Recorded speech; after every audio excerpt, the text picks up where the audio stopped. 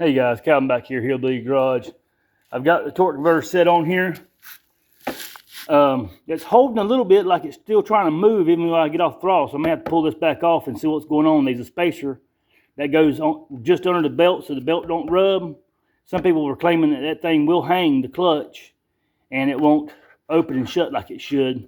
I'm gonna check that out. I'm gonna take it for another ride, but I got it. I just got it mounted. I had to cut my chain guard off. And I cut this off because my chain was slapping, making a lot of racket. So I put one bolt back in it and tack welded it.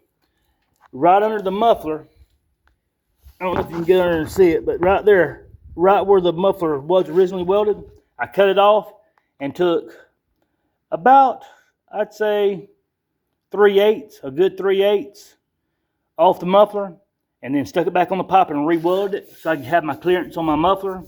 So that was my first issue with it. And then the air box was the second issue. There's an oval on the inside of this lid that sits on top of the filter. I took my pliers, I ripped that off, and about from right there to right there is about the same thickness as it. I took my bench grinder and ground this down all the way around so my box would sit lower so I could run. It just does touch. But I wanted to keep the original air filter and muffler. So that's what I did. And I turned it a little bit so it'll blow better down straight through here. But other than that, torque converter, easy to put on. I put the engine riser on there. Bolts are a little hard to get to on the front.